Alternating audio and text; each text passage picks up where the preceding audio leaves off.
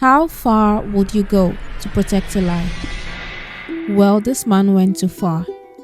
In the summer of 2021, a seemingly perfect family faced an unimaginable horror. Bart and Krista disappeared without a trace, leaving their community in shock. As the investigation unfolded, chilling details emerged. A flipped coffee table, both cars mysteriously parked at home, and eerie messages hinting at a dark secret. How did an ordinary family vacation turn into a nightmare? Stay with me to unravel the mystery and discover the shocking conclusion that no one saw coming.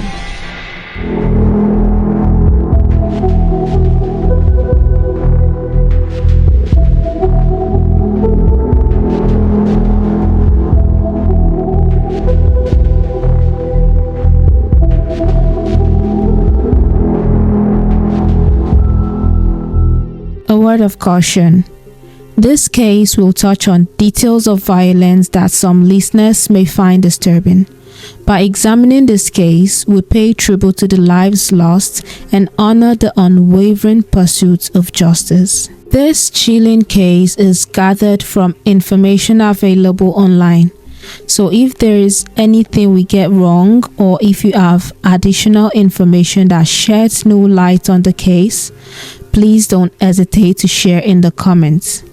With that said, let's get into the case.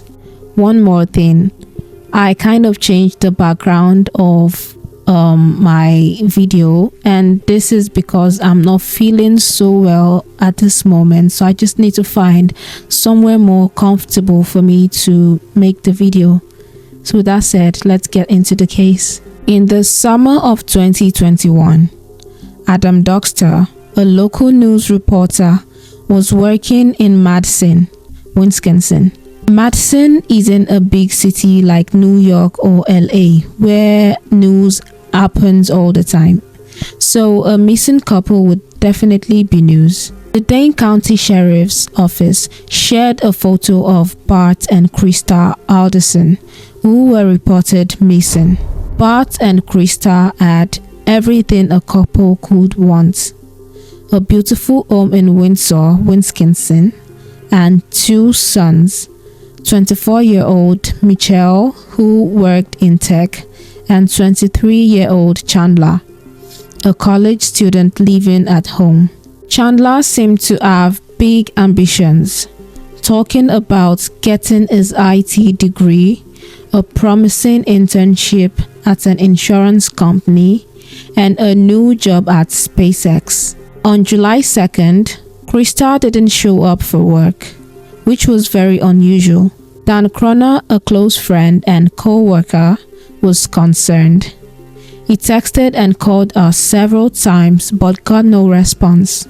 That afternoon, Dan and his girlfriend drove to the Alderson home. A neighbor's security camera shows them arriving. They knocked on the door, but no one answered. They looked through the window and noticed a coffee table on its side. Dan then walked to the garage window and saw both cars were there, which seemed odd. Chandler came out of the side door in a towel, saying he just got out of the shower. When Dan asked about Bart and Krista, Chandler said they had gone up north for an emergency at the cabin.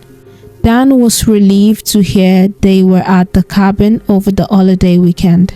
He kept in touch with Chandler, who said his parents had bad service up there, so communication was tough.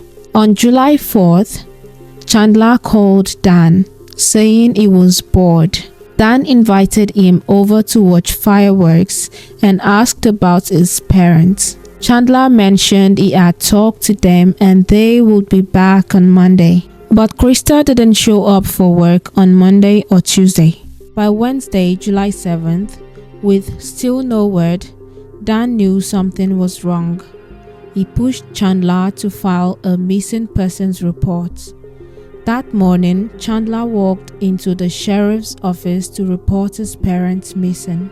Detectives Sabrina and Brian started investigating. The first stop was the Alderson home. Chandler was there, showing them around and pointing out things his parents had taken to the cabin. The officers began interviewing neighbors and friends. Barbie Townsend, Krista's cousin in California, knew only what she saw on the news. Chandler had reported his parents missing. According to Chandler, another couple had picked up his parents and drove them to the cabin, which was a treasured family heirloom built in the 1940s. The next day, Chandler's brother Mitchell and his fiancée drove 3 hours north to check the cabin. They found no signs of Bart or Krista. The cabin hadn't been visited in a long time. Meanwhile, Chandler was seen on doorbell cameras going door to door in the neighborhood, asking if anyone had seen his parents. Adam Doxter, now with a CBS station in Minneapolis, was working in Madison at the time.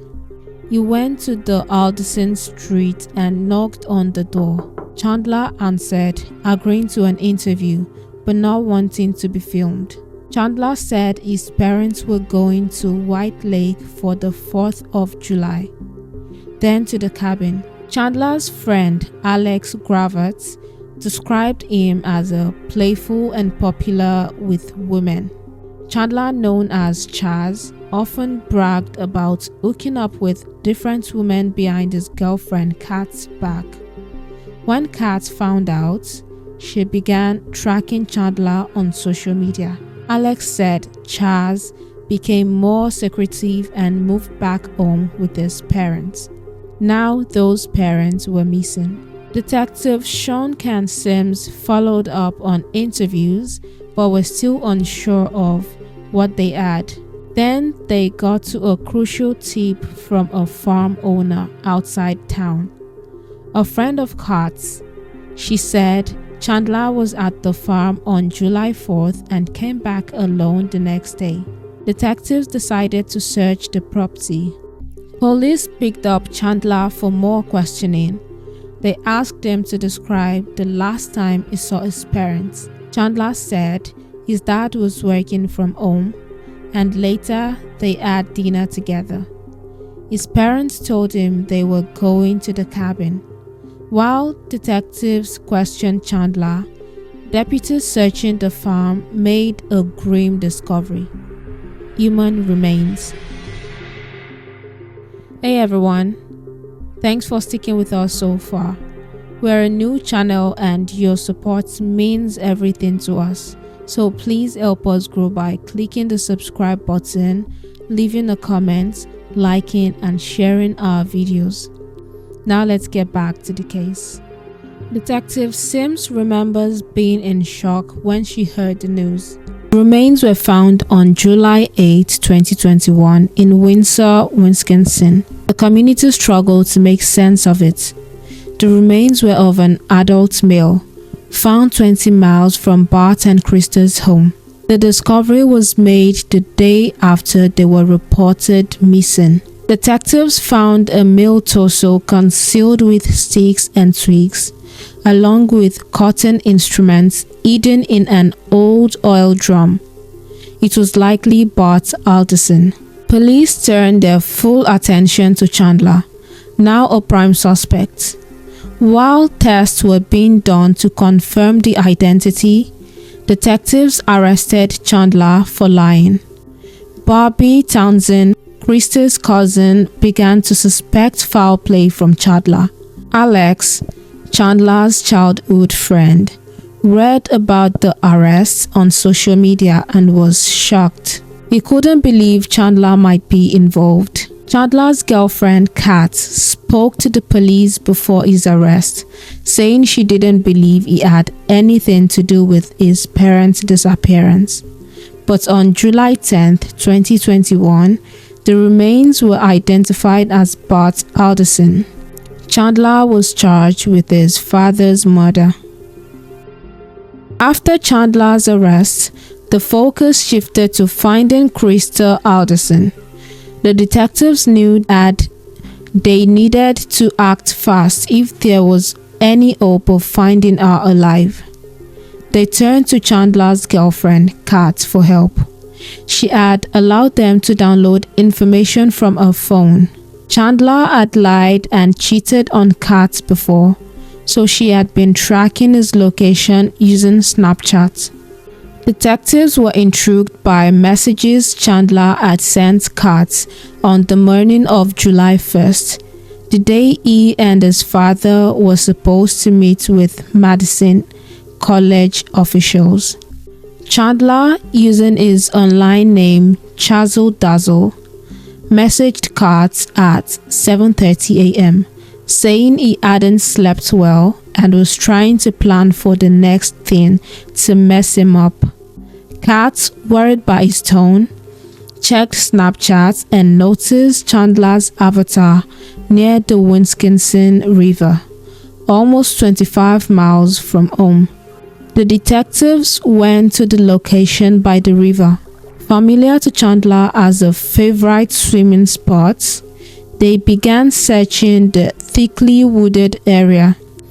Despite the tough terrain, search teams refused to give up. Eventually, they discovered remains. 2 legs cut into different sections. DNA tests confirmed it was Krista Alderson. The community was horrified. The son who had reported his parents missing was now charged with both of their murders.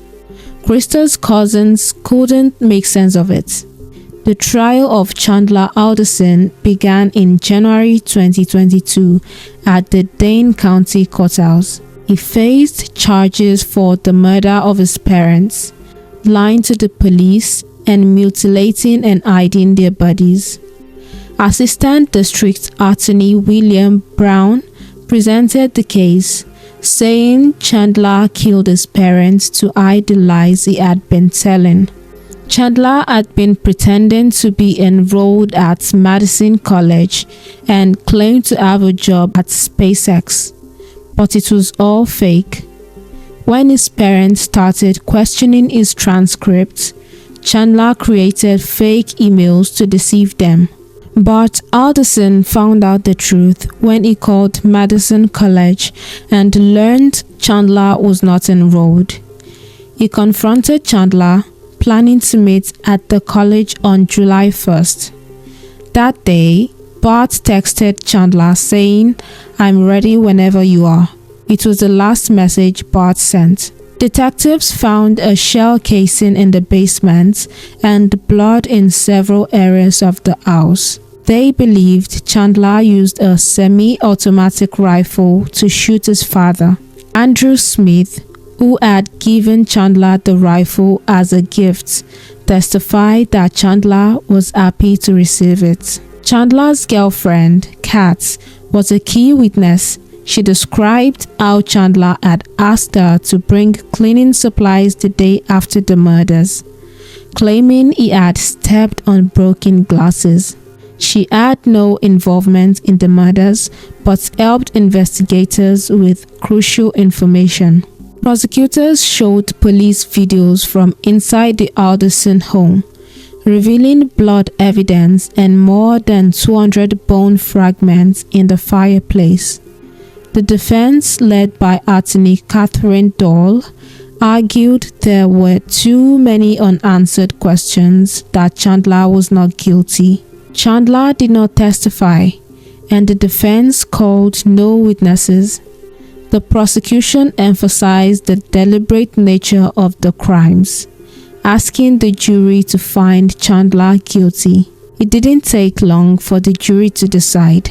Chandler Alderson was found guilty on all charges, including first-degree intentional homicide, hiding a corpse, and mutilating a corpse.